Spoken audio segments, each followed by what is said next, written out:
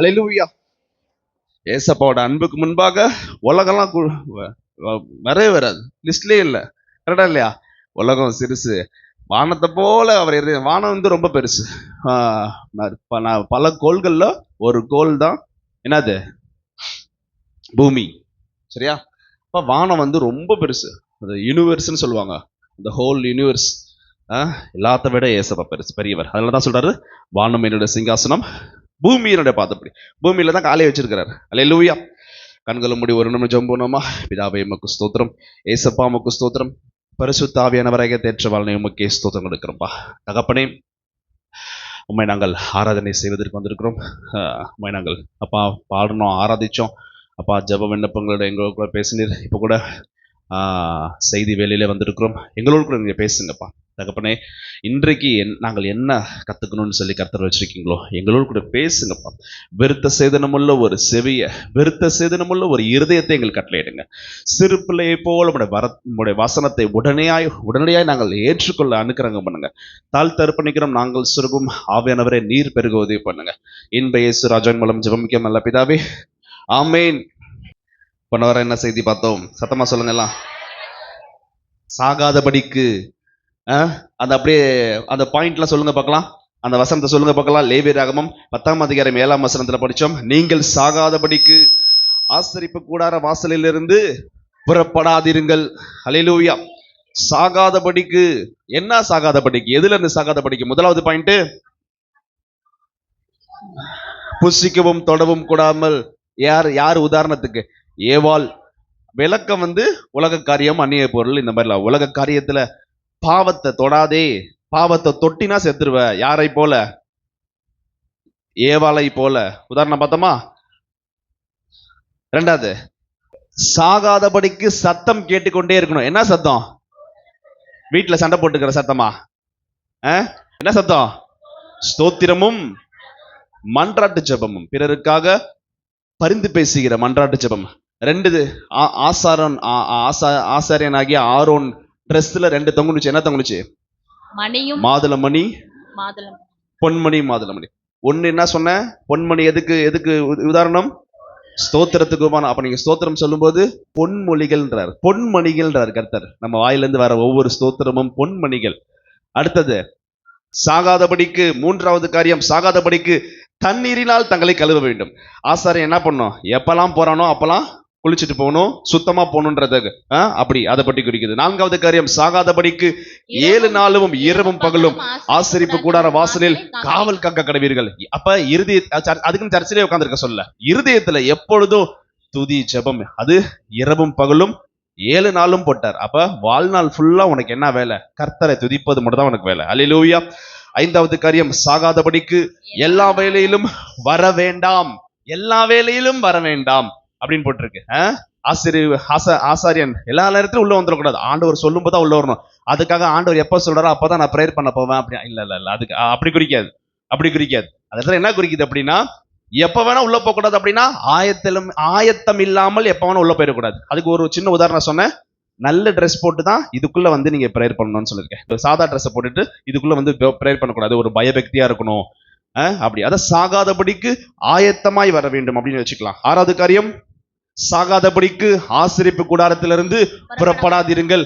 உங்க மேல கர்த்தருடைய கோபம் இருக்கு, உங்க பிள்ளை மேல, குடும்பத்து மேல, உங்க வீட்டுக்கார மேல, தனிப்பட்ட மேல உங்க மேல கர்த்தருடைய கோபம் இருக்கு அப்படின்னா, அந்த கோபத்தை சாந்தி பண்ணாமல் அதை ஆஃப் பண்ணி விடாம இடத்த விட்டு எந்திரிக்காதன்றார். சாகாதபடிக்கு. அல்லேலூயா. 7வது காரியம், சாகாதபடிக்கு என் கட்டளையை காக்க கடவீர்கள். ஆண்டவருடைய வேத வசனங்களை காக்க கடவீர்கள். அல்லேலூயா. 7 காரியம் தானே பார்த்தோம். ஓகே, இன்றைக்கு அந்த பார்ட் 2 அப்படியே. லேவியராகமம் 10ஆம் அதிகாரம் 7ஆம் வசனம். ஆதார வசனம் எடுத்து வாசிங்க. லேவியராகமம் 10ஆம் அதிகாரம் 7ஆம் வசனம், நீங்கள் சாகாதபடிக்கு ஆசரிப்பு கூடார வாசலிலிருந்து புறப்படாதீர்கள். அது போன வாரம் பார்த்துட்டோம். இன்றைக்கு தலைப்பு, கர்த்தருடைய அபிஷேக தைலம் உங்கள் மேல் இருக்கிறது. கரங்களை தட்டி கர்த்தரை மேம்படுத்துவோமா? ஓ, கர்த்தர் சொல்றாரு, விசுவாச பிள்ளையே, பல நாளா என்ன தேடுறியா? என் சமூகத்தில் நீ ஓடி வரியா?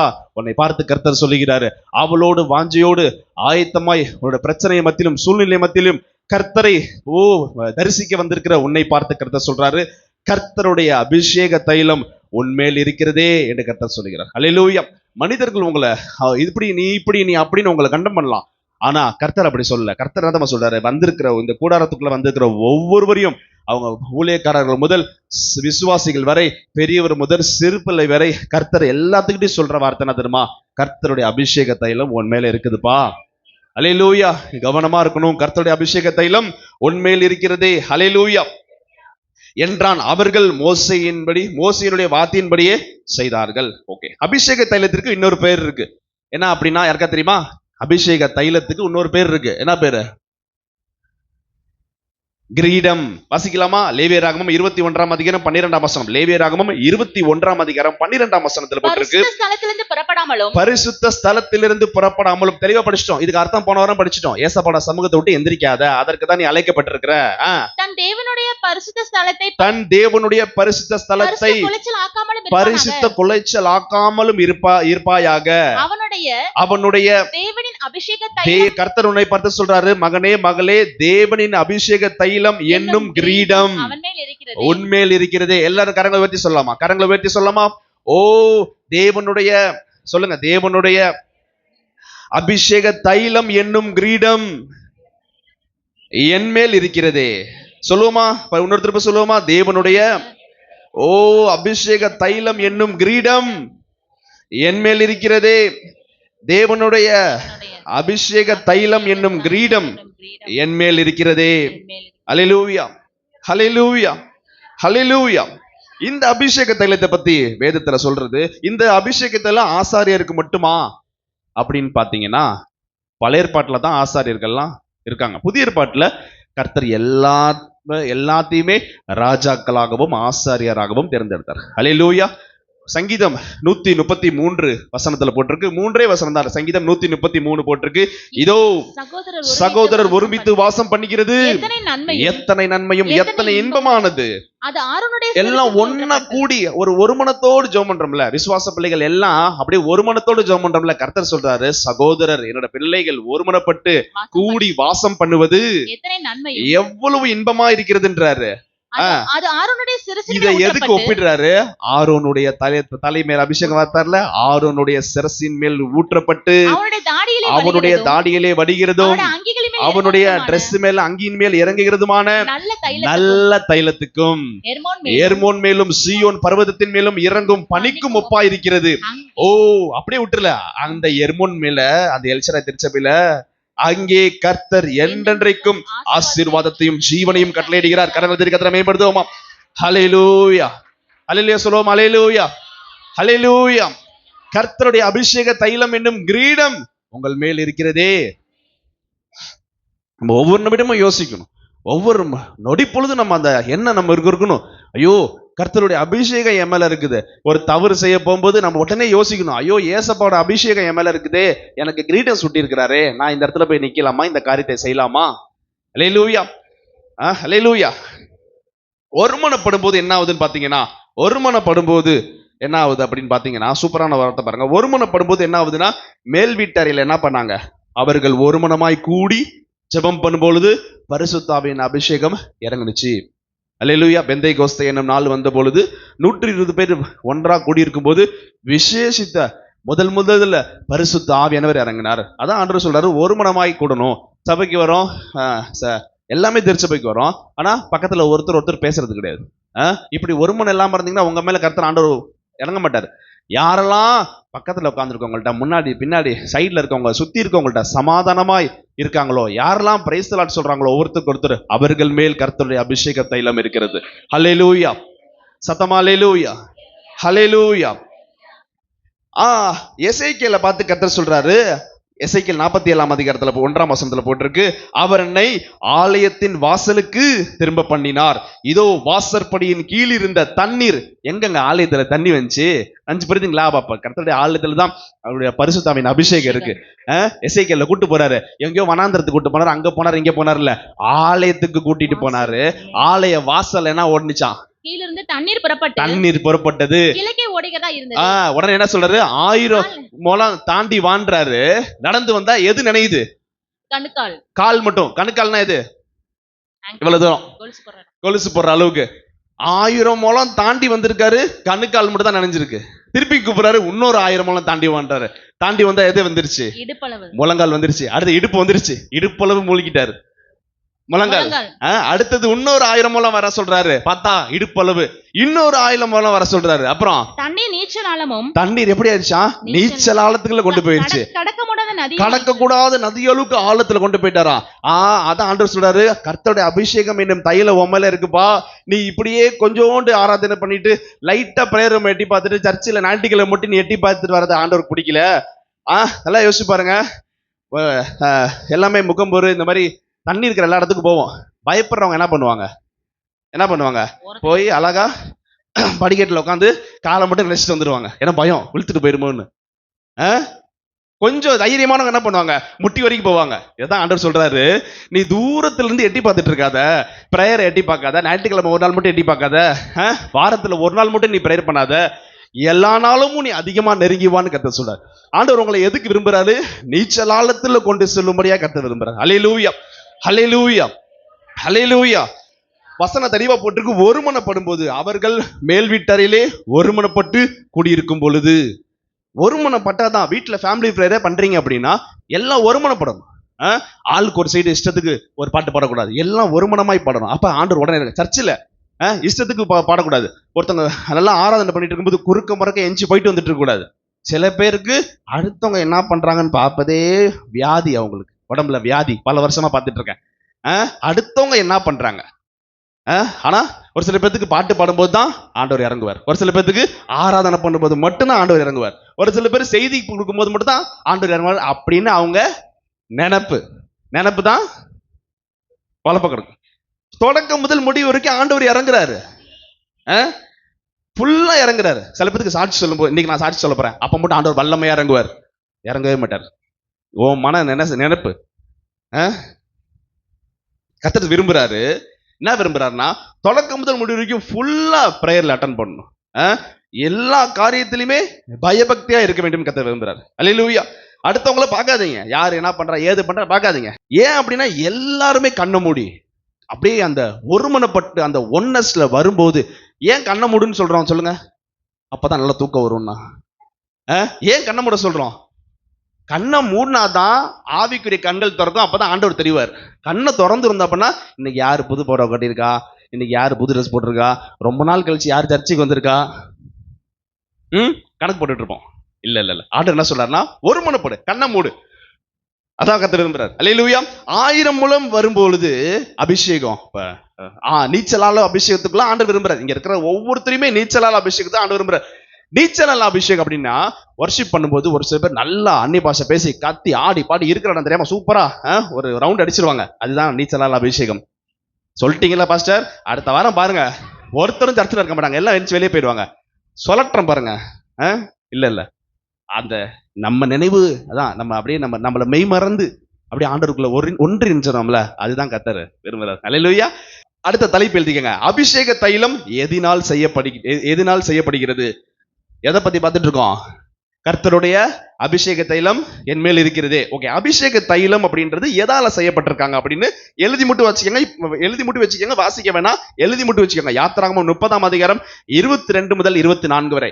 யாத்திராகமம் 30ஆம் அதிகாரம் 22 முதல் 24 வரை எழுதி வச்சுக்கோங்க. வீட்டுல போய் படிச்சு பாருங்க, எதால இந்த அபிஷேக தைலம் செய்ய வேண்டும் என்று கர்த்தர் தெளிவா போட்டிருக்காரு. அதுல பாத்தீங்கன்னா வெள்ளை போலம் போட்டிருக்கு. அந்த வெள்ளை போலத்தை பத்தி மட்டும் நான் சொல்றேன். வெள்ளை போலத்தை மட்டும் ஒரு உதாரணம் மட்டும் சொல்றேன். என்னோட செய்தி வேற போயிட்டு இருக்கு. ஆனா வெள்ளை போலத்தை கலந்துக்கப்பா அப்படின்னு சொல்றாரு. அந்த வெள்ளை போலம்ன்றது எதை குறிக்குது அப்படின்னா, பெர்ஃப்யூம் இருக்குல்ல, யாரெல்லாம் பெர்ஃப்யூம் போடுவீங்க, யாரெல்லாம் சென்ட் போடுவீங்க, நீங்கெல்லாம் குளிக்காதவங்கன்னு அர்த்தம்.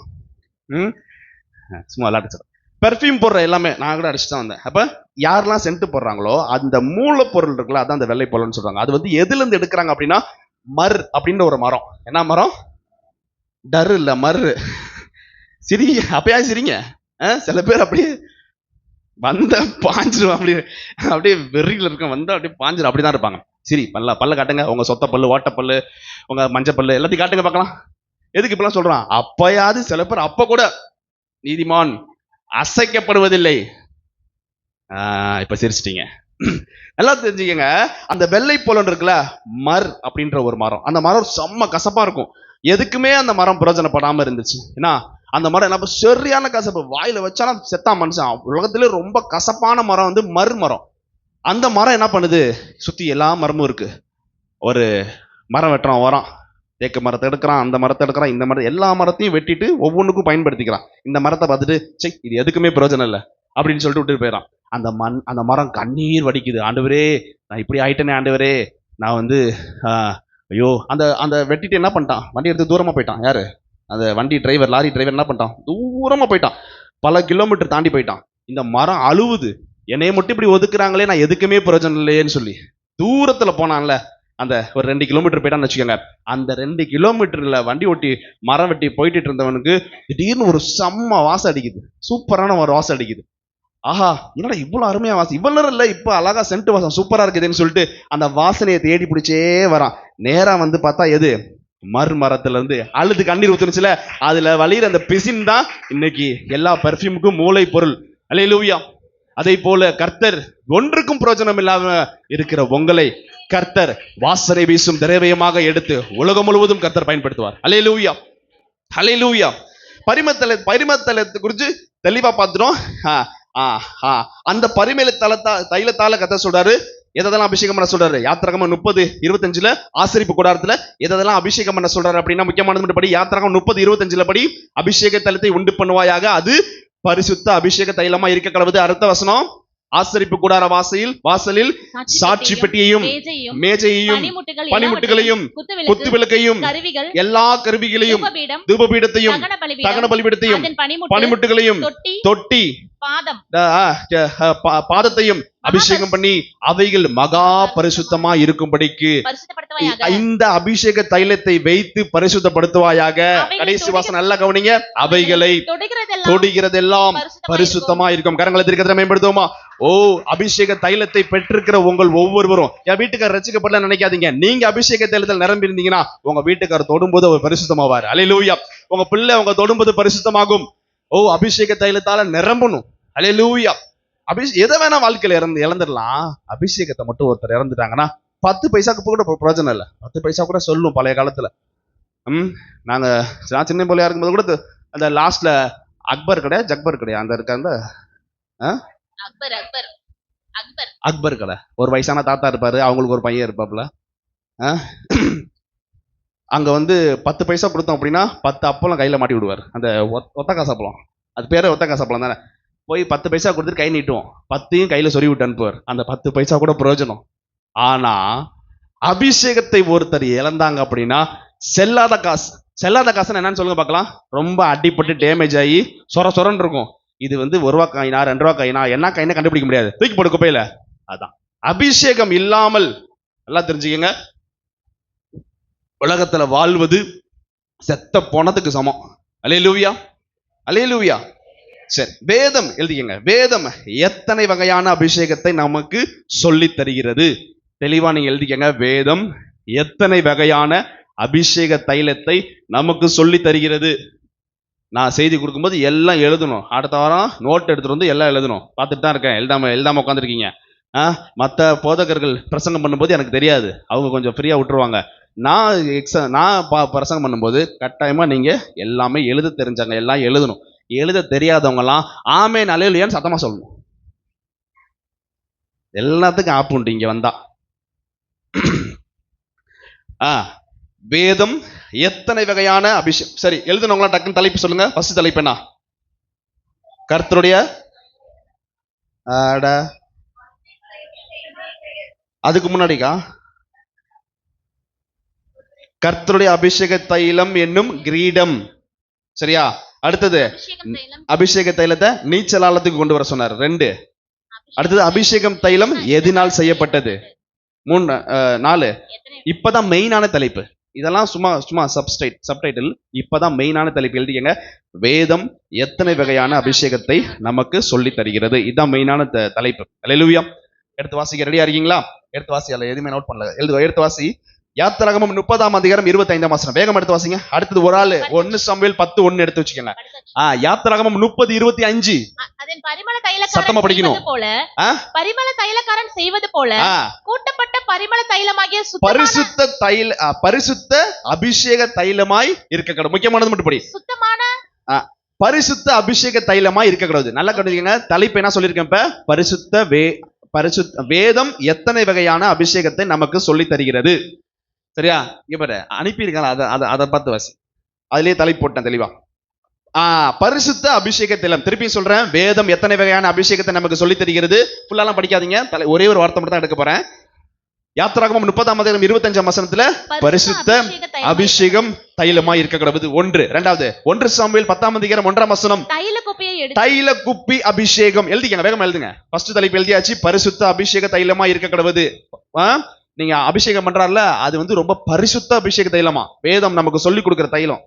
அபிஷேக தைலத்தை விளக்கம் கொடுக்குது. ஃபர்ஸ்ட் ரொம்ப மகா பரிசுத்த அபிஷேகம் சொல்லிருச்சு. 2. தைல குப்பி அபிஷேகம்.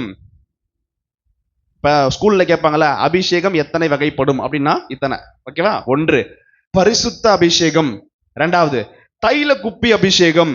எழுதிட்டீங்களா? 3 1 சாமுவேல் 16:13 கொம்பு தைல அபிஷேகம்.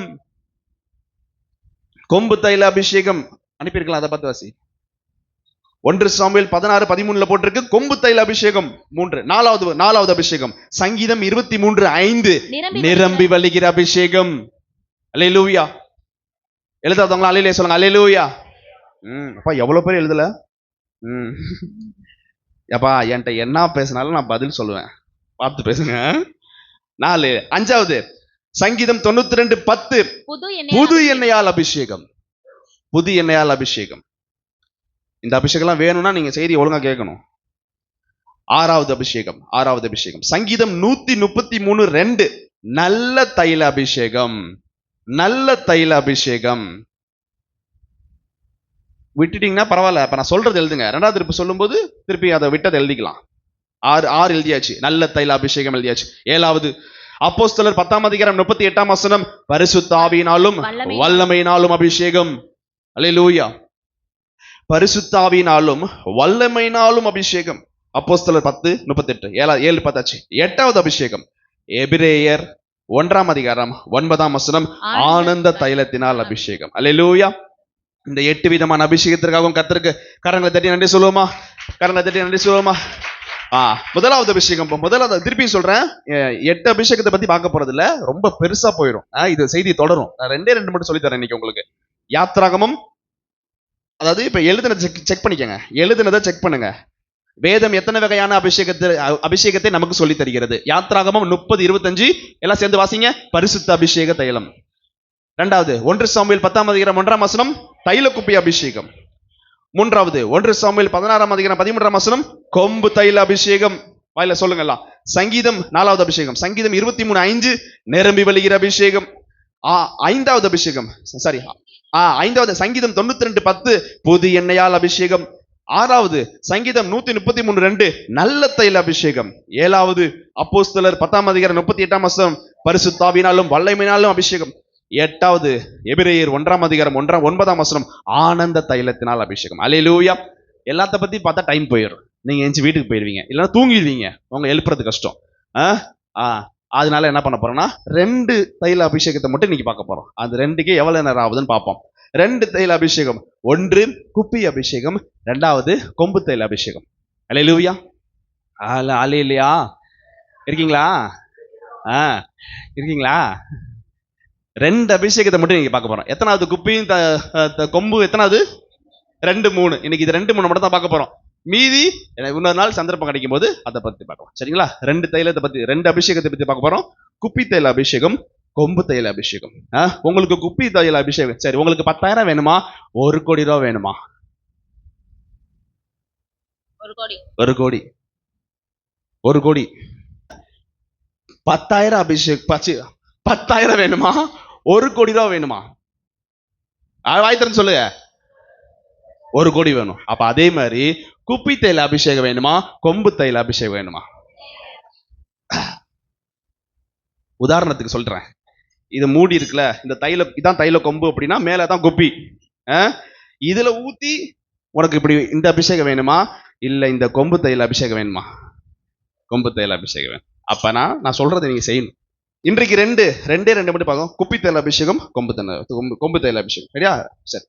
குப்பி தைல அபிஷேகம் முதலாவது எழுதிக்கங்க. குப்பி தைல அபிஷேகம் 1 சாமுவேல் 10ஆம் அதிகாரம் 1ஆம் வசனம். அப்பொழுது சாமுவேல் தைல குப்பியை எடுத்து அவன் தலையின் மேல் வார்த்து. யார் தலையின் மேல் வார்த்து? சவுல் தலையின் மேல் வார்த்து அவனை முத்தம் செய்து கர்த்தர் உன்னை தம்முடைய சுதந்திரத்தின் மேல் கர்த்தர் தம்முடைய சுதந்திரத்தின் மேல் உன்னை தலைவனாக அபிஷேகம் செய்கிறார். அல்லேலூயா. குப்பி தைல அபிஷேகம் சும்மா சாதாரண அபிஷேகம் நினைச்சுக்காதீங்க, அது பயங்கரமான அபிஷேகம். குப்பி தைல அபிஷேகம் சும்மா சாதாரணமா நினைச்சுக்காதீங்க. குப்பி தைல அபிஷேகத்தை அவன் தலைமையில ஊத்துனோன்னு என்ன போட்டிருக்கு? இப்ப அவனை சுதந்திரத்தின் மேல் தலைவனாக்குனாராம். அதெல்லாம் நீங்க தெரிஞ்சுக்கணும். குப்பி தைல அபிஷேகம் சும்மா கொஞ்சம் நினைக்காதீங்க, இந்த கொஞ்சோண்டே அவனை தலைவனாக்குனுச்சு. தலைவன் அப்படின்னா ஃபர்ஸ்டா லாஸ்டா இல்ல செகண்டா தேர்டா?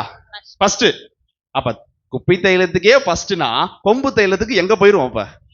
அப்ப நல்லா நீங்க தெரிஞ்சுக்கணும். குப்பி தைல அபிஷேகம் இப்ப யாருக்கு? சவுல் அபிஷேகம் பண்ணாரு. இந்த அபிஷேகத்தை பெற்றவன் உங்களுக்கு நல்லா தெரியும். உள்ள போவேனா சவுல் கொன்றது 1000. அதோட நிறுத்திக்கங்க. குப்பி தைல அபிஷேகம் பெற்றவன் கொன்றது 1000 பேத்த கொண்டிருக்கான். உங்களுக்கு சொல்றது புரியுதா? பழமொழி. ஒருத்தரே நம்ம அடிக்க முடியாது, போய் சாஞ்சிருவோம். கரெக்டா இல்லையா? எல்லாம் பேசுவோம் கொல்லுவோம், திடீர்னு கையை நீட்டிட்டாங்க என்ன பண்ணுவோம்? அப்படியே அமைதியாயிரும். ஐயோ யார் அடி வாங்குறது, உடம்பு தாங்காது அப்படின்ட்டு. தெளிவா பார்த்துக்கங்க. குப்பி தைல அபிஷேகம் பெற்றவனுக்கே சவுல் கொன்றது 1000 பேர் எடுத்தான். அல்லேலூயா.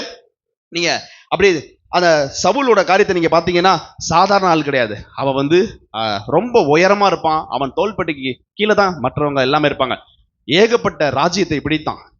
எல்லாத்திலையும் போய் சண்டை போட்டான். நல்லாதான் இருந்தான். ஆண்டவர் அவனை ஆசீர்வதிச்சார். இஸ்ரவேல் தேசத்திலேயே பைபிள்லயே முதலாவது ராஜா அப்படின்னு பெயர் பெற்றான். யாரு? சவுல். அந்த குப்பி தைல அபிஷேகத்தை பெற்றவனே ஃபர்ஸ்ட் ஆண்டவர் எல்லாத்துக்கும் 12 கோத்திரத்துக்கும் தலைவனாக்குனாராம். அவனை அந்த அளவுக்கு அவனை உயர்த்தி வச்சிருந்தாராம். அதெல்லாம் நீ தெரிஞ்சுக்கணும்.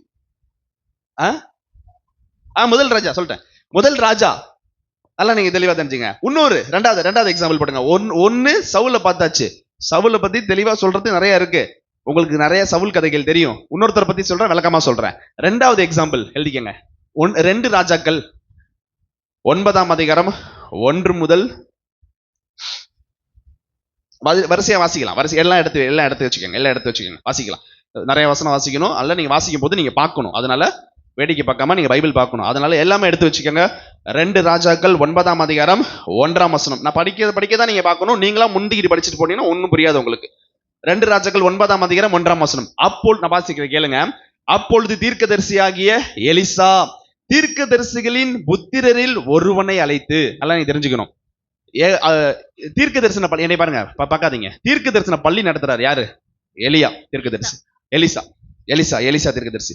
அந்த ஸ்டூடெண்ட் இருக்காங்கல்ல, பைபிள் காலேஜ் வச்சுக்கலாம், ஸ்டூடெண்ட், அதுல இருந்து ஒருத்தனை எழுப்பி, இப்ப நம்ம திருச்சபையே இருக்கு, இத்தனை பேரை வச்சு மேய்க்கிறாங்க, ஒருத்தரை எழுப்பி என்ன சொல்றாரு அப்படின்னா, ஒருவனை அழைத்து நீ இடைக்கட்டியை பத்தி ஒரு செய்தி தனியா பார்க்கலாம். இடை கட்டுறதை பத்தி ஒரு செய்தி தனியா பார்க்கலாம். இடை கட்டி கொண்டு இந்த தைல குப்பியை, நல்லா நீங்க அண்டர்லைன் பண்ணிக்கங்க, தைல கொம்பையா தைல குப்பியா? தைல குப்பியை உன் கையில் எடுத்துக்கொண்டு கீலேயாத்தில் உள்ள ஒரு இடத்துக்கு போ. ஓகேவா? அடுத்த வசனம். அங்கே சேர்ந்த போது நிம்சியின் மகனான யோசபாத்தின் குமாரன் யெகூ அங்கே இருக்கிறான் என்று பார்த்து உள்ளே பிரவேசித்து அவனை தன் சகோதரின் நடுவிலிருந்து எழுந்து வர பண்ணி அவனை உள்ளான ஒரு அறையிலே அழைத்து கொண்டு போய் தைல குப்பியை எடுத்து அவன் தலையின் மேல் வார்த்து, உன்னை இஸ்ரவேலின் மேல் ராஜாவாக அபிஷேகம் பண்ணினேன் என்று கர்த்தர் சொல்லுகிறார் என்று சொல்லி கதவை திறந்து தாமதியாமல் ஓடிப்போ என்றான். என்னைய பாருங்க. என்ன புரிஞ்சு? எலிசா என்ன பண்றாரு? வாய்த்து வந்து பேசுங்க, எவ்வளவு பேசுறோம். எலிசா என்ன பண்றாரு? யார கூப்பிட்டு, பேர் கிடையாது அவனுக்கு, பேரை மென்ஷன் பண்ணல. தீர்க்கதரிசிகள் அப்படித்தான் நீங்க இருக்கணும்.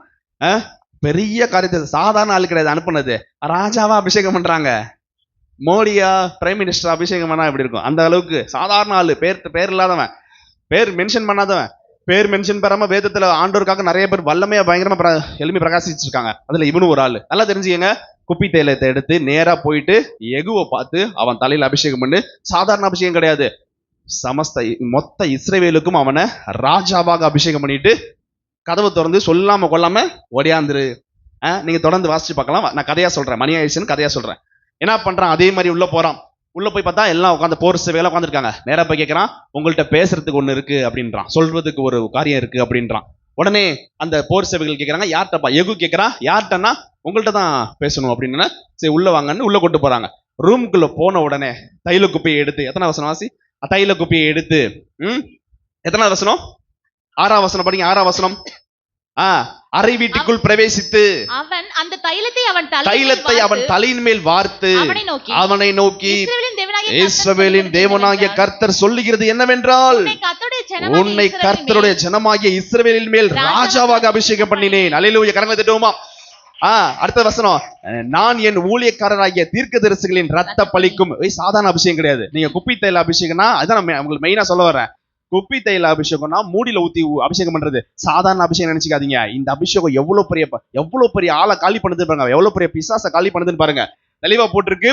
கர்த்தர் சொல்றாரு, என் ஊழியக்காரராகிய தீர்க்கதரிசிகளின் ரத்த பலியையும் கர்த்தருடைய சகல ஊழியக்காரரின் ரத்த பலியையும் ஏசபேல் என்னும் ஒரு பொம்பளை கொன்னுட்டா, அவளுடைய கையில் வாங்கும்படிக்கு நீ உன் ஆண்டவனாகிய ஆகாபின் குடும்பத்தை அழிக்க கடவாய். அல்லேலூயா, தெளிவா போட்டிருக்க. அடுத்த வசனம், ஆகாபின் குடும்பம் எல்லாம் அழியும்படிக்கு நான் ஆகாபுக்கு சுவரிலே விடுகிற ஒரு வீட்டுல வச்சிருந்த நாயை கூட இல்லாதபடிக்கு மொத்தமா கருவறுத்து. அந்த வார்த்தையை பாருங்களேன், ஆண்டவர் யாரையுமே அப்படி சொல்லல. இப்ப ஆண்டவரோட ஊழியக்காரங்களுக்கு விரோதமா செஞ்சா வசனம் போட்டிருக்கு பாருங்க, ஒருத்தர் கூட விடாமல் 7ஆம் வசனம் கடைசி லைன்ல போட்டிருக்கு, கருவறுத்து.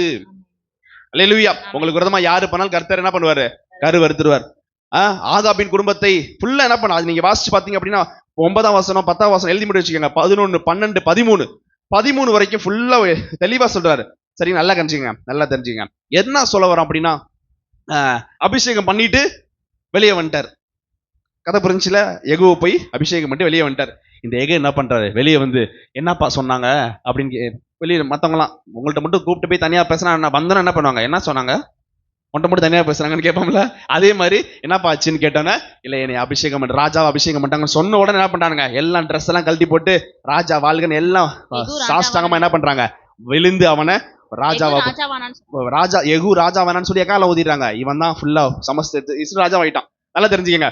உடனே நடக்குது இந்த சம்பவத்தை. நீங்க படிச்சு பாத்தீங்கன்னா ரொம்ப ஆச்சரியமா இருக்கும். ஒரே அதிகாரத்துல உடனே நடக்குது.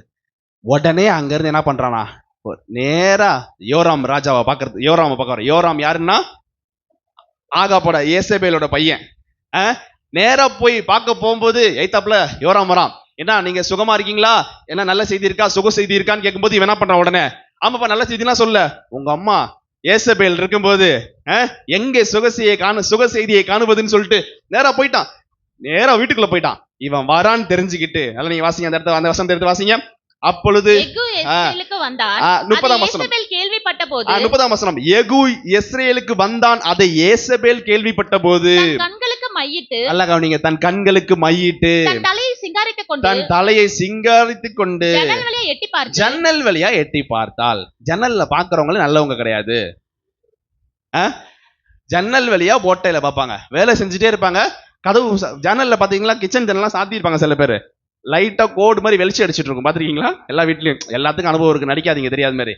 அந்த ஓட்டையில போய் வச்சு பார்ப்போம். என்ன பொண்ணு அங்கிட்டு இருந்து ஒரு கம்பி விட்டு குத்திடணும் கண்ணிலே, பாப்பியா இனிமேல் பாப்பியா அப்படின்னு ஈக்குச்ச விட்டுறணும். யாருக்கு தெரியாது நினைப்பாங்க. சக்குன்னு ஒரு குத்து, ஐயோ ஆண்டவரே கண்ணு போயிடுச்சு, போ ஜோசப் ஹாஸ்பிட்டல் படுப்போ.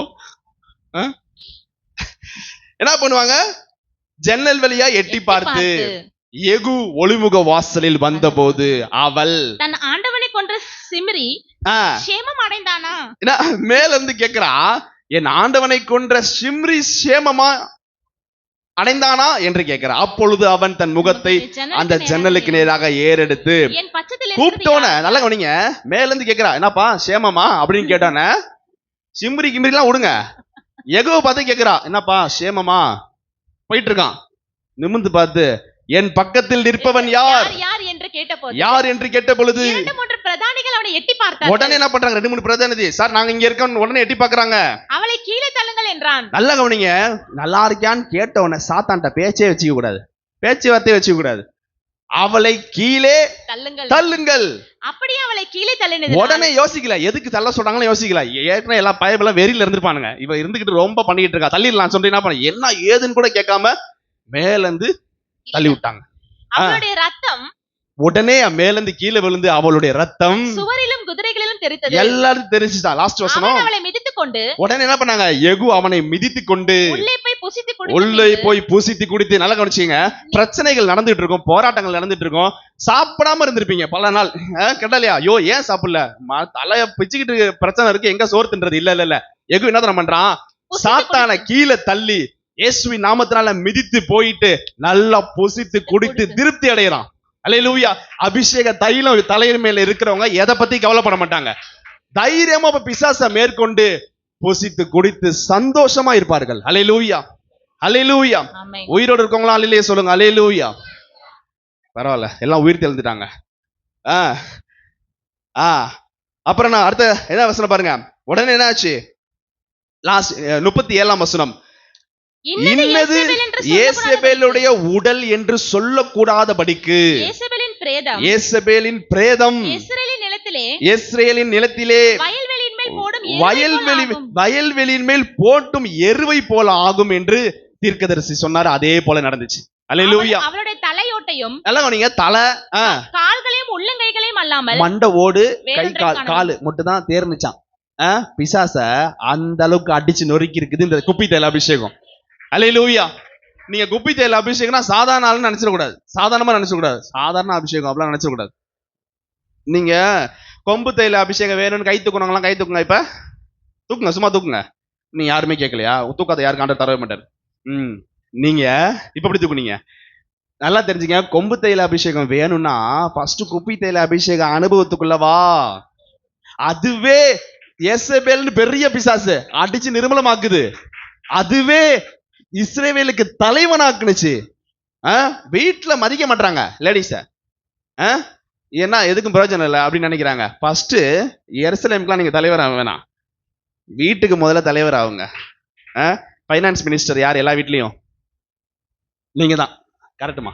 எல்லா பெண்கள் தான் வீட்டுல ஃபைனான்ஸ் மினிஸ்டர். வேலைக்கு போதோ போகலையோ காசு யார்கிட்ட வருது? சனிக்கிழமை சாயந்தரம் ஆனா யார்கிட்ட காசு வருது? உங்க அம்மாட்ட. அப்ப அவங்க தான் ஃபைனான்ஸ் மினிஸ்டர்.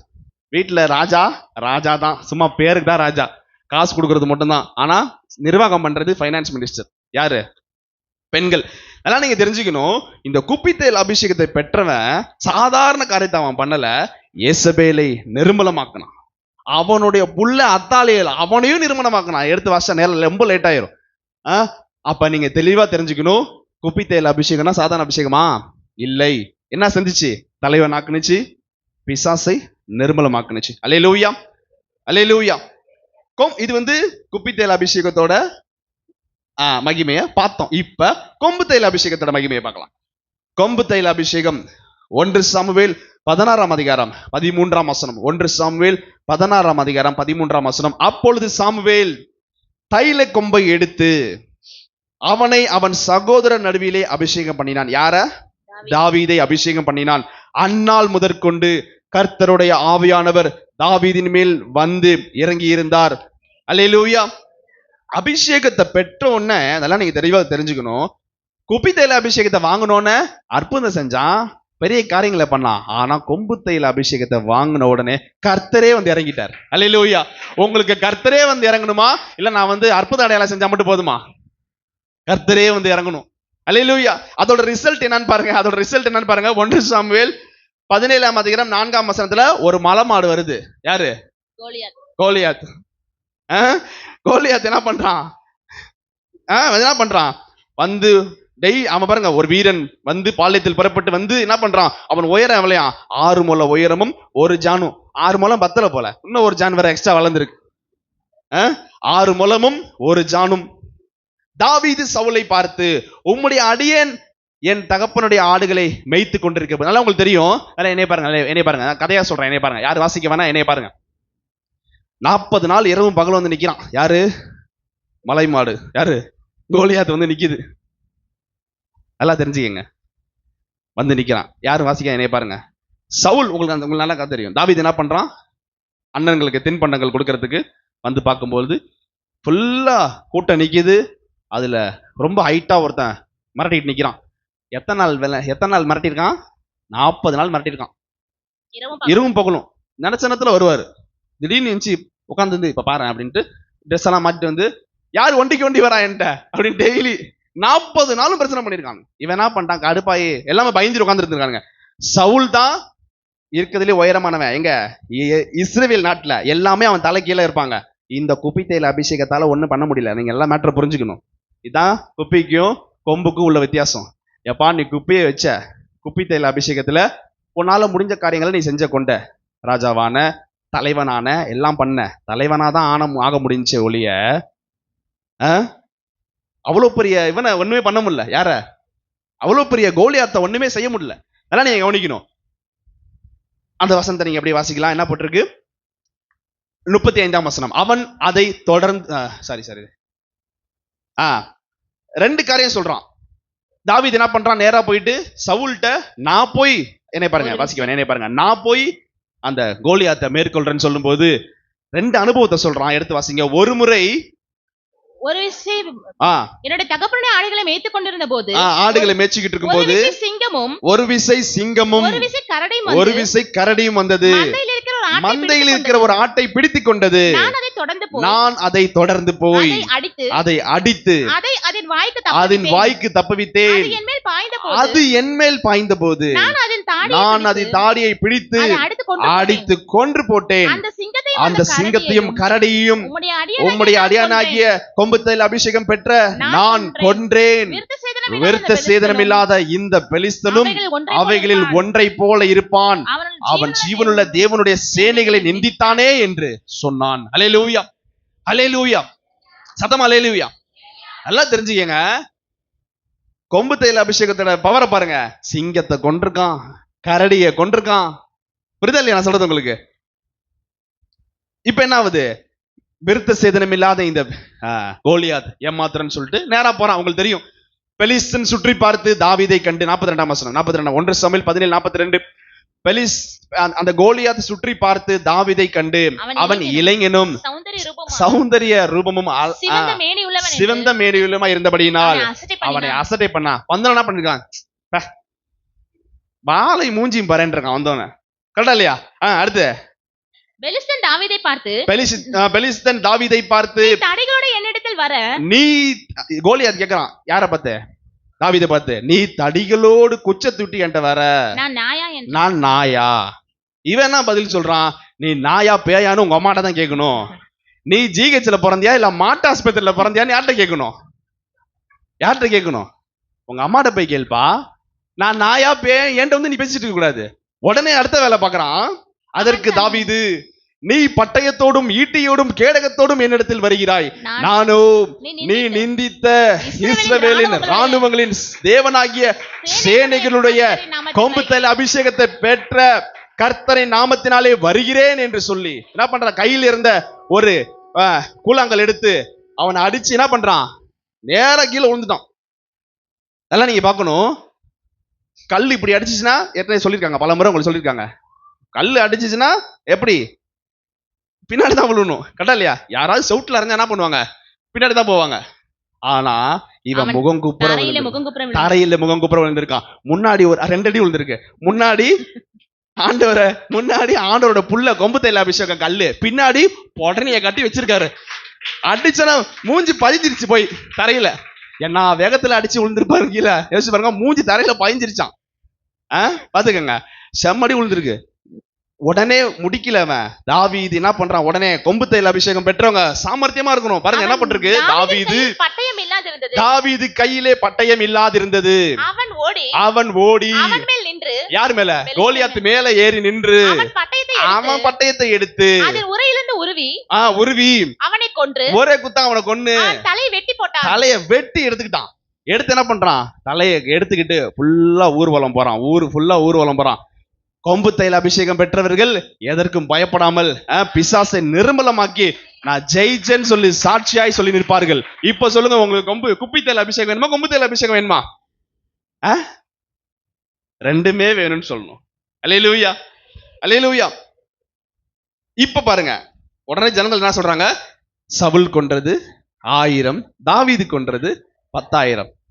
இப்படி பேசலாம். குப்பி தைல அபிஷேகம் பெற்றவன் கொன்றது 1000, கொம்பு தைல அபிஷேகம் கொன்றது 10,000. கரங்களை திருக்கத்தை மேம்படுத்துவோமா? ஹல்லேலூயா, ஹல்லேலூயா, ஹல்லேலூயா. கர்த்தர் உங்களை அந்த அனுபவத்துக்குள்ள தான் கொண்டு போக விரும்புறார். பல நாளா பவுல் சொல்றாரு, காலத்தை பார்த்தால் பாஸ்டர் ஆக வேண்டிய நீங்கள், போதகராக வேண்டிய நீங்கள் இன்னும் பால் டப்பாவோட அலைஞ்சிட்டு இருக்கீங்களே. சில பேர் பால் சூப்பி முடிஞ்சு போய் தண்ணி சப்பிட்டு இருப்பாங்க. சில பேர் வெறும் காலி டப்பாவை சப்பிக்கிட்டு இருக்காங்க. ஒண்ணும் இல்ல, சரக்கே இல்ல. எந்த வசனம் கேட்டாலும் தெரியாது. வசனத்தை முடிக்க சொன்னா முடிக்க தெரியல. இல்ல, காலத்தை பார்த்தால் பாஸ்டர் ஆயிருக்கணும் பாணி. ஆண்டவர் இங்க இருக்கிற ஒவ்வொருவரையும் ஆட்கள் குறைவுன்னு நீங்க நினைக்க கூடாது. கர்த்தர் இங்க அவ்வளவு உங்களுக்கு செய்தியெல்லாம் ஊழியக்காரங்கள் மூலமா நல்லா கொடுக்குறாரு. ஒவ்வொரு வாரமும் இங்க இருக்கிற ஒவ்வொருவரும் ஒரு திருச்சபை. அல்லேலூயா. நான் சொல்றது புரியுதா? ஃபியூச்சர்ல நீங்க எல்லாம் ஒவ்வொருத்தரும் ஒரு திருச்சபைக்கு ஒரு போதகராக, ஒரு ஒரு திருச்சபைக்கு ஒரு அதிகாரியாக கர்த்தர் உங்க ஒவ்வொருவரையும் மாட்டுவார். ஒரு சில பேர், நானா மாத்திக்கிதின்னு சொல்லிட்ட போல, ஒன்னதான் சொல்லிட்டு இருக்கேன், கையை தான் தட்டேன், கை வலிச்சிட போகுது. பொறுமையை தட்டுறா, கை வலிக்க போகுதுடா.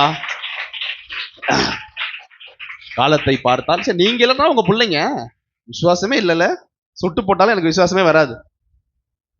நீ நான் இல்லை, என் புள்ள அடுத்தது ஏதோ ஒரு திருச்சபையில பாஸ்டரா இருக்கும், இல்ல பாஸ்டரமாவா இருக்கும். அந்த விசுவாசம் வேண்டும். அல்லேலூயா. இருக்கிற கொஞ்ச நேரத்துல குப்பி தைல அபிஷேகத்துக்கும் கொம்பு தைல அபிஷேகத்துக்கும் ஒரு கம்பாரிசன் மட்டும் சொல்லிட்டு முடிக்கிறேன். 1 சாமுவேல் 24ஆம் அதிகாரம் 3ஆம் வசனம்.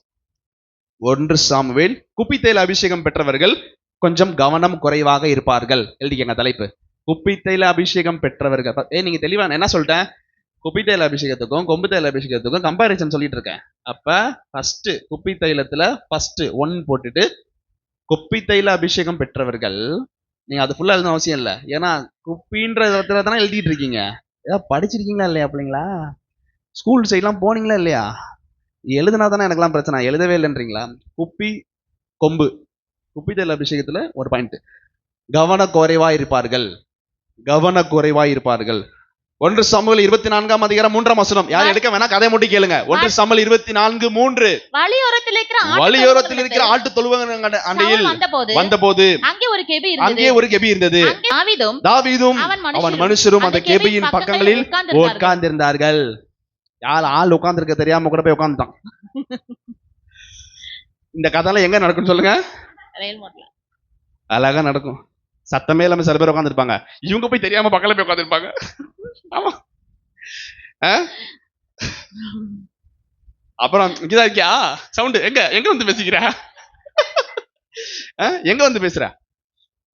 ரோட்ல பார்த்தா பேசுறது இல்ல, நல்லா இருக்கியா கொள்றேன் பேசல. வாசிங்க. தாவீதும் அவன் மனுஷரும் கெபியின் பக்கத்தில் உட்கார்ந்து இருந்தார்கள்.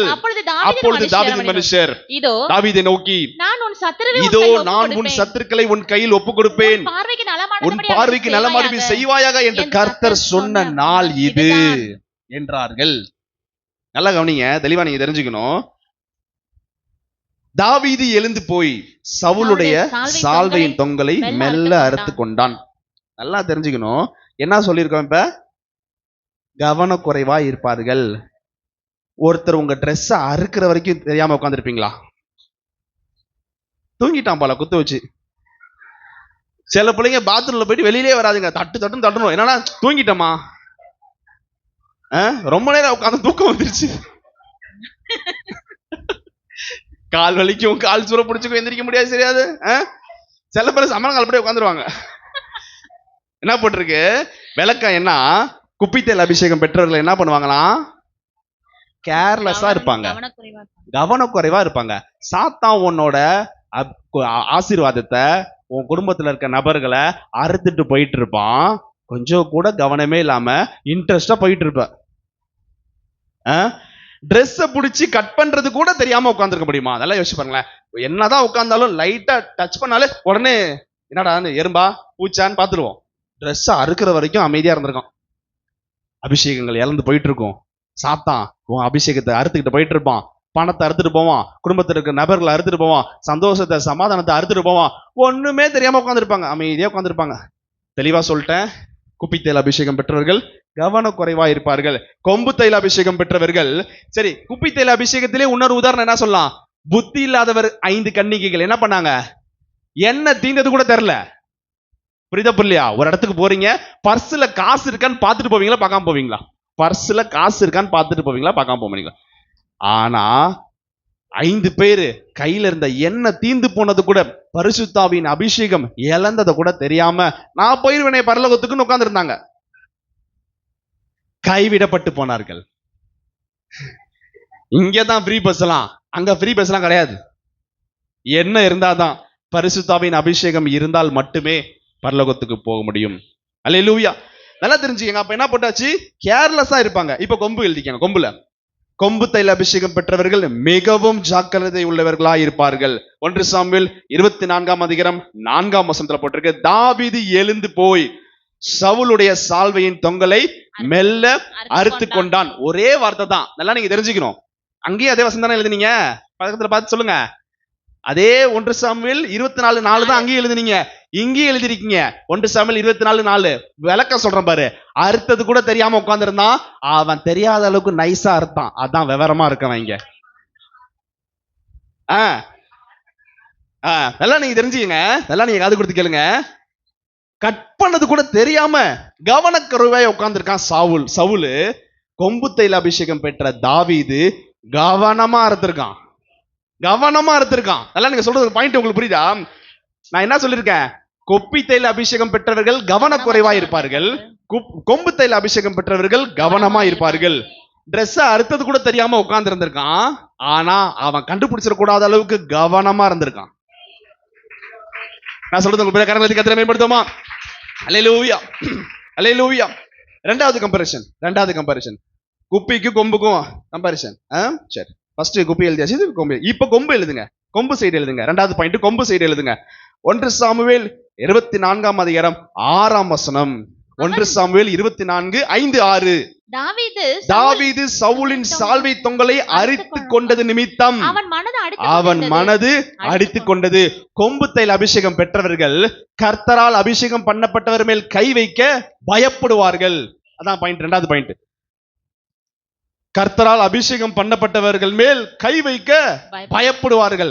கொம்பு தைல அபிஷேகம் பெற்ற ரெண்டாவது பாயிண்ட். கொம்பு தைல அபிஷேகம் பெற்ற அது ரெண்டாவது பாயிண்ட். செகண்ட் பாயிண்ட், கொம்பு தைல அபிஷேகம் பெற்றவர்கள் கர்த்தர் அபிஷேகம் பண்ணப்பட்டவர்கள் மேல் கை வைக்க, அவர்களை வாயில தப்பா பேச பயப்படுவாங்க. கை வைக்க நம்மள என்ன பண்ணுவோம்? நம்மள சவுட்ட மடிக்க என்ன பண்ணுவோம்? ஊழியக்காரங்களை எடுத்து பேசிடுறது. ஏன் சர்ச்சைக்கு வரல, என்ன என்னன்னு ஒரு வார்த்தை கூட கேட்டாங்களா? சரி, ஸ்கூலுக்கு போல அப்படின்னா அடுத்த நாள் நீங்க உங்க பிள்ளைங்களை கூட்டிட்டு லீவ் லெட்டர் பத்தாததுக்கு போலியான டாக்டர் சர்டிபிகேட்லாம் வாங்கிட்டு நேரா போய் ஸ்கூல்ல போய் நின்று எப்படியாவது பிள்ளைய எடுத்துக்கங்க, ரொம்ப வயித்தால போயிட்டு இருக்கு, காய்ச்ச தாங்க முடியலன்னு சொல்லி அழுது போராடி சேர்த்துக்கங்கன்னு சொல்லுவீங்களா? சிஸ்டர் வரட்டும் வீட்டுக்கு. நான் போல என்னை ஒரு வார்த்தை போன் பண்ணி கேட்டாங்களா? கேட்க மாட்டாங்க. கும்பல் ஜாஸ்தி, டிசியை கிழித்து விட்டு போயிட்டே இருப்பாங்க. நல்லா தெரிஞ்சுக்கணும், அவங்களுக்கு நீ இல்லைன்னா 1000 ஸ்டூடெண்ட், உனக்கு இந்த ஸ்கூலை விட்டா வேற ஸ்கூல் கிடையாது, இந்த எல்சரா திருச்சபை விட்டா வேற எங்கேயுமே உனக்கு சீட்டு கிடையாது உனக்கு. அல்லேலூயா. நல்லா தெரிஞ்சுக்கணும். என்ன எதை பத்தி வாசிச்சிருக்கோம்? மனது அடித்துக் கொண்டது. 6ஆம் வசனம். அவன் தன் மனுஷரை பார்த்து, கர்த்தர் அபிஷேகம் பண்ணின என் ஆண்டவன் மேல் என் கையை போடும்படியான இப்படிப்பட்ட காரியத்தை நான் செய்யாதபடிக்கு கர்த்தர் என்னை காப்பாராக. அவர் கர்த்தரால் அபிஷேகம் பண்ணப்பட்டவர். குப்பி தைல அபிஷேகம் பெற்றிருக்கான்பா. இலக்காரமா நினைக்க மாட்டாங்க. கொம்பு தைல அபிஷேகம் பெற்றான் சொல்றான், அவனும் ஆண்டவரால் அபிஷேகம் பண்ணப்பட்டவன் தானே, அவன் மேல நான் கை போட மாட்டேன். அல்லேலூயா. கை போடட்டும்னா இப்பெல்லாம் என்ன பண்ணுவாங்க? வாயப்பட்டுருவாங்க, டக்குன்னு பேசிடுவாங்க. ஊழியக்காரங்க மட்டும் கிடையாது, பக்கத்தில் இருக்க விசுவாசிகளை டக்குன்னு பேசிடுவாங்க. டக்குன்னு குறைய பார்த்து பேசிடுவாங்க. நல்லா நீங்க தெரிஞ்சுக்கங்க. அப்ப என்ன பார்த்திருக்கோம்? கொம்பு தைல அபிஷேகம் பெற்றவர்கள் கர்த்தரால் அபிஷேகம் பண்ணப்பட்டவர்களை அவர் மேல் கைப்பட மாட்டாங்க. குப்பி தைல அபிஷேகம். இப்ப குப்பி தைல அபிஷேகத்துல செகண்ட் பாயிண்ட், குப்பி தைல அபிஷேகம் பெற்றவர்களை எளிதில் கைப்பற்றுவார்கள். ரெண்டாவது பாயிண்ட், குப்பி தைல அபிஷேகம் பெற்றவர்கள் அப்ப நீங்க ஃபுல்லா எழுத வேணாம், அப்படிதா உங்களுக்கு புரியுறதுக்காக சொல்றேன். நீங்க என்ன இப்படி ஷார்ட்டா எழுதணும். அபிஷேகம் பெற்ற மற்றவர்களை எளிதில் கைப்பற்றுவார்கள். அபிஷேகம் பெற்ற மற்றவர்களை எளிதில் கை வைத்து விடுவார்கள். 1 சாமுவேல் 18:11, 1 சாமுவேல் 19:10, 1 சாமுவேல் 23:25 எழுதிக்கங்க திருப்பியும். 1 சாமுவேல் அந்த குப்பியில ரெண்டாவது பாயிண்ட். 1 சாமுவேல் 18:11, 19:10, 23:25. அப்பொழுது சவுல் தாவீதை சுவரோடு சேர்த்து உருவ குத்தி போடுவேன் என்று ஈட்டியை அவன் மேல் எறிந்தான். தாவீது விலகி 2 தரம் அவனுக்கு தப்பினான். புரியுதா உங்களுக்கு? குப்பித்தேல் அபிஷேகம் பெற்றவங்க டக்குன்னு ஆண்டவரால் அபிஷேகம் பட்டவங்க கூட பார்க்காம ஈட்டி ஏத்தி எரிய போயிருக்கான். ஆனா இவன் ட்ரெஸ் அறுத்துக்கிட்டதுக்கே மனசு அடிச்சுக்குது. இதுதான் குப்பித்தேல் அபிஷேகம் பெற்றவர்களுக்கும் கொம்பு தைல அபிஷேகம் பெற்றவங்களுக்கு டிஃபரன்ஸ். அல்லேலூயா, அல்லேலூயா. 1 சாமுவேல் 19:10 என்ன போட்டிருக்கு? திருப்பியும் தாவீதை ஈட்டினால் சுவரோட சேர்த்து உருவ குத்தி போட பார்த்தான், ஆனாலும் இவன் சவுலுக்கு விலகி ஓடினான். அவன் எறிந்த ஈட்டி சுவரிலே பட்டது. தாவீதோ அன்று ராத்திரி ஓடி போய் தன்னை தப்பித்துக் கொண்டான். அடுத்த வசனம் 23:25 போட்டிருக்கு. சவுலும் அவன் மனுஷரும் தாவீதை தேடி வருகிறார்கள் என்று அவனுக்கு அறிவிக்கப்பட்ட போது அவன் கண்மலையிலிருந்து இறங்கி இன்னொரு இடத்துக்கு ஓடி போயிட்டான். தொடர்ந்து தொடர்ந்து தொடர்ந்து சவுல் தாவீதை கொன்று போட வகை தேடி சுற்றி திரிகிறான். இதெல்லாம் நீங்க தெரிஞ்சுக்கணும். குப்பித்தேல் அபிஷேகம் பெற்றவர்கள் என்ன ரெண்டாவது பாயிண்ட், எளிதில் ஈஸியா கை போட்டுருவாங்க. ஆனா கொம்பு தைல அபிஷேகம் பெற்றவர்கள் பயப்படுவாங்க. ட்ரெஸ் அறுத்துக்கிட்டதுக்கே பயப்படுறாங்க. அவன் அறுத்துட்டு ஒரு வார்த்தை சொல்றான், கூட இருக்கவங்கள, என்ன உங்க ராஜாவை ஒழுங்கா காப்பாற்ற மாட்டீங்களா, நான் வந்து ட்ரெஸ்ஸை அறுத்துட்டு போறேன், அது கூட தெரியாம தூங்கிட்டு இருக்கீங்களான்னு சொல்லி ஒரு அவேர்னஸ் கொடுத்துட்டு போறான். அல்லேலூயா. மூன்றாவது குப்பித்தேல அபிஷேகம். குப்பித்தேல அபிஷேகத்துல மூன்றாவது பாயிண்ட், குப்பித்தேல் அபிஷேகம் பெற்றவர்கள் பிசாசுக்கு பயந்து ஓடுவார்கள். குப்பித்தேல் அபிஷேகம் பெற்றவர்கள் பிசாசுக்கு பயந்து ஓடுவார்கள். 1 சாமுவேல் 31, 1, 2, 4, 5, 6. 1 சாமுவேல் 31:1. பெலிஸ்தன் இஸ்ரவேலோட யுத்தம் பண்ணினார்கள். இஸ்ரவேல் பெலிஸ்தருக்கு முன்பாக முறிந்து ஓடினார்கள். தலைவர் யாரு? குப்பித்தேல் அபிஷேகம் பெற்றவர். அதான் என்ன பண்றாங்க? முறிந்து ஓடுறாங்க. அல்லேலூயா, அல்லேலூயா. பெலிஸ்தர் சவுலையும் அவன் குமாரரையும் நெருங்கி தொடர்ந்து சவுலின் குமாரரை கொன்று வெற்றி போட்டார்கள். 4ஆம் வசனம், ஆயுததாரியை நோக்கி சவுல் சொல்றான், விருத்த சேதனம் இல்லாத இந்த இடத்துல போய் நான் செத்து போயிட்டேன், எனக்கு ரொம்ப அவமானமா இருக்கும்பா, நீ என்னை குத்தி கொன்னு போட்டுரு அப்படின்னு சொல்லி செத்து போயிட்டான். சவுல் செத்து போயிடுறான். அப்ப நல்லா கவனிக்கணும். என்ன இந்த இடத்துல விளக்கம் அப்படின்னா, என்ன விளக்கம்? பெலிஸ்தர் தேடி வரான், சவுல் ஓடுறான். குப்பித்தேல் அபிஷேகம் பெற்றவர்கள் பிசாசு துரத்தும், இவர்கள் ஓடுவார்கள். ஆமென். தூங்கிட்டீங்களா? அல்லேலூயா. ஆனா கொம்பு தைல அபிஷேகத்துல விளக்க எழுதிக்கங்க. கொம்பு தைல அபிஷேகம் பண்ணப்பட்டவர்கள் பிசாசுக்கு பயந்து ஓட மாட்டார்கள், மாறாக எதிர்த்து சண்டையிடுவார்கள். அல்லேலூயா, அல்லேலூயா. அடுத்த வாரம் டெஸ்ட். கொம்பு தைல அபிஷேகம் பெற்றவர்கள் பிசாசுக்கு பிரச்சனையை பார்த்து ஓட மாட்டார்கள், மாறாக இயேசுவின் நாமத்தினால எதிர்த்து சண்டையிடுவார்கள். அல்லேலூயா.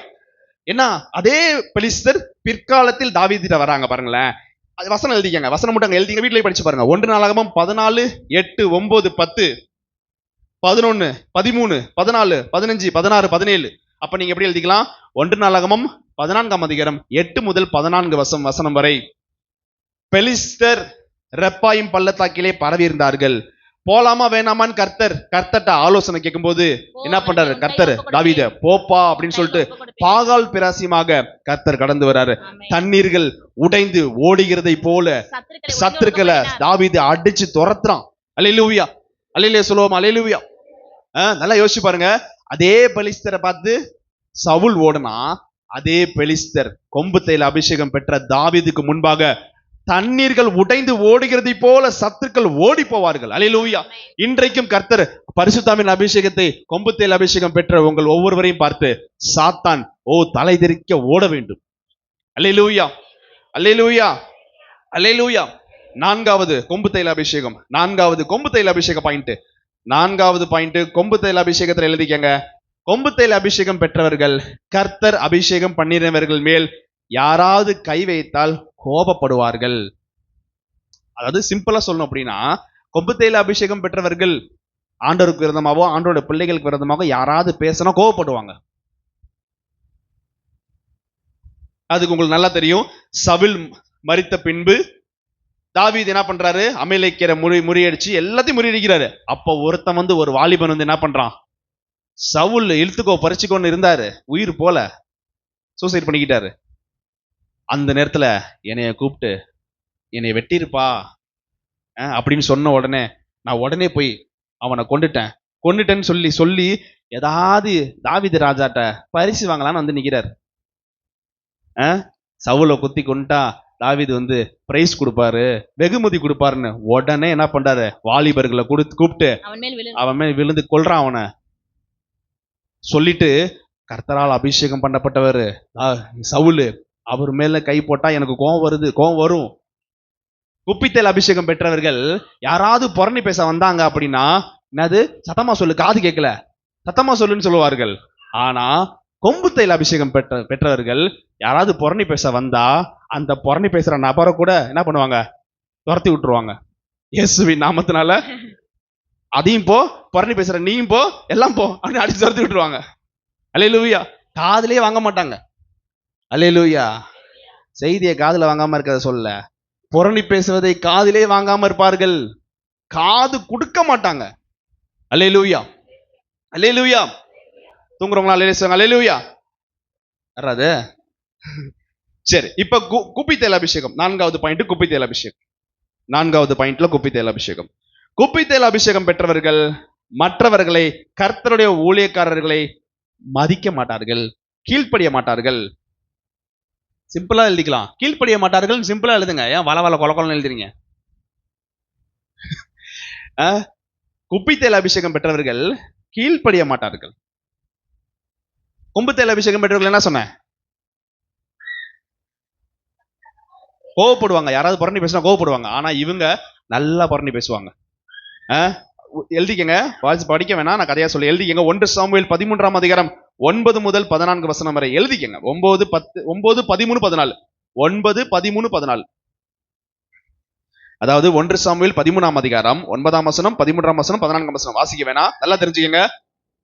சாமுவேல் சொல்றாரு, நான் வந்து பலி செலுத்துற வரைக்கும் வெயிட் பண்ணுங்க அப்படின்னு சொல்றாரு. ஆனா என்ன பண்றான் தாவீது, டைம் ஆக என்ன பண்றான், நீங்க எப்படி வாட்சையும் கிளாக்கையும் மணியையும் பாக்குற மாதிரி முண்டுகிட்டு பக்கத்துல அப்படியே முண்டி நீங்க உட்காந்து காலை இந்த இப்படி திருப்பி போடுறீங்க, அப்படி திருப்பி போறீங்க. இதே போல என்ன பண்ணிட்டான், வெறியாய் என்ன பண்ணிட்டான், பலி செலுத்திட்டான். சவுல் பலி செலுத்திட்டான். சாமுவேல் தீர்க்கதரிசி வர்றதுக்கு முன்பாகவே என்ன பண்ணிட்டான், சவுல் பலி செலுத்திட்டான். சவுல் ராஜா பலி செலுத்தலாமா? பாஸ்டர் தான் பலி செலுத்தணும், ஆசாரியர்கள் தான் பலி செலுத்தணும். ஆனா அவசரப்பட்டு வசனம் போட்டிருக்கு, அவன் பலி செலுத்தி முடிச்ச உடனே வந்துட்டார் சாமுவேல் தீர்க்கதரிசி வந்துட்டார். உன்னோட ரோல் என்ன, கர்த்தருக்கு பயப்படணும். கீழ்ப்படிய மாட்டார்கள் சொல்லியிருக்கேன்ல, கீழ்ப்படியாம முந்தி செஞ்சுட்டான். அல்லேலூயா. அல்லேலூயா. கொம்பு தைல அபிஷேகத்தில் 5வது பாயிண்ட், கொம்பு தைல அபிஷேகம் பெற்றவர்கள் பதவி உயர்வு வந்தாலும் எல்லாரையும் மதிப்பார்கள், உதவி செய்த மனிதர்களை மறக்க மாட்டார்கள். கொம்பு தைல அபிஷேகம் பெற்றவர்கள் பதவி உயர்வு வந்தாலும், ஷார்ட்டா எழுதிக்கங்க, பதவி உயர்வு வந்தாலும் எல்லாரையும் மதிப்பார்கள். சரியா? கஷ்டத்துல உதவி செஞ்சாங்கல்ல, அவங்கள மறக்க மாட்டார்கள். அல்லேலூயா. அதுக்கு வசனம் எழுதிக்கங்க பக்கத்திலேயே. 2 சாமுவேல் 2ஆம் அதிகாரம் 4 முதல் 7 வரை. அப்பொழுது யூதாவின் மனுஷர் வந்து தாவீதை யூதா வம்சம் அனைத்துக்கும் ராஜாவாக கர்த்தர் அபிஷேகம் பண்ணினார்கள். நல்லா கேட்டுக்கங்க. இதை கேட்ட யாபேசின் மனுஷர் என்ன பண்றாங்க, சவுலை அடக்கம் பண்ணின யாபேசின் மனுஷர் வந்து தாவீதுக்கு அறிவித்த போது உடனே சொல்றாரு, நீங்கள் உங்கள் ஆண்டவராகிய சவுலுக்கு இந்த தயவை செய்தபடினால், அவரை அடக்கம் பண்ணினால் கர்த்தர் உங்களை ஆசீர்வதிப்பாராக, கர்த்தர் உங்களை கிருபையும் உண்மையுமாய் நடத்துவாராக. நீங்கள் இந்த காரியத்தில் எனக்கு நன்மை செய்தபடியால் நானும் இந்த நன்மைக்கு தக்கதாக உங்களுக்கு நடந்து கொள்வேன். எதிராளிங்க யாரு, சவுலு. அவனை அடக்கம் பண்ணாங்க யாரோ, உடனே கூப்பிட்டு விட்டு நன்றி, உனக்கே நன்றி சொல்லியே, உனக்கு எதிராளியாச்சே, ஆனாலும் எவ்வளவு நேசிச்சிருக்கான் பாருங்க. அவன் செத்து போயிட்ட பாடியை நீங்க அடக்கம் பண்ணிருக்கீங்களா, இங்க வாங்கன்னு சொல்லி நீங்க எப்படி எனக்கு நன்மை செஞ்சீங்களோ நானும் உங்களுக்கு நன்றியா இருப்பேன். அல்லேலூயா. இப்பொழுது நீங்கள் உங்கள் கையை திடப்படுத்திக் கொள்ள நல்ல சேவகரா இருங்கள் அப்படின்னு சொல்லி பாராட்டுறார். அப்ப என்ன 5வது பாயிண்ட் என்ன பார்த்திருக்கோம், என்ன உயர்வு வந்தாலும் பெருமை இருக்காது, எல்லாத்தையும் மதிப்பாங்க. அப்புறம் நன்மை செஞ்சவங்கள, நன்றி செஞ்சவங்கள நினைச்சு பார்ப்பாங்க. பழமொழி ஒன்று இருக்கு, என்னது? நன்றி மறப்பது நன்றென்று, நன்றென்று என்னமோ ஒண்ணு, அன்றை மறப்பது நன்று, என்னமோ ஒண்ணு. ஆனா அன்றை மறப்பது நன்று. நல்ல வசனம் இது பாருங்க, தெளிவா போட்டிருக்கு. நன்றி செஞ்சவங்க, நன்மை செஞ்சவங்கள மறக்கலப்பா. இப்ப எத்தனாவது பாயிண்ட் எழுதிருக்கீங்க? 6வது பாயிண்ட் எழுதிருக்கீங்க. 5வது பாயிண்ட் எழுதிருக்கீங்க. இப்ப 6வது பாயிண்ட் எழுதிக்கங்க. கொம்பு தைலத்துல இந்த இடத்துல வந்து வரல, குப்பி தைலத்துல வரல, டேஷ் போட்டுருங்க அந்த இடத்துல. 7வது, ஏன்னா இதுக்கு ஆப்போசிட்டான எழுதிக்கங்க, நீங்களே இதுக்கு ஆப்போசிட்டா எழுதிக்கங்க. 7வது பாயிண்ட், 6வது பாயிண்ட், கொம்பு தைல அபிஷேகம் பண்ணப்பட்டவர்கள், கொம்பு தைல அபிஷேகம் பெற்றவர்களுக்கு உயர்வு மேல் உயர்வு வரும். அல்லேலூயா. கொம்பு தைல அபிஷேகம் பெற்றவர்களுக்கு உயர்வு மேல் உயர்வு வரும். தாவீதுக்கு என்ன வந்துச்சு?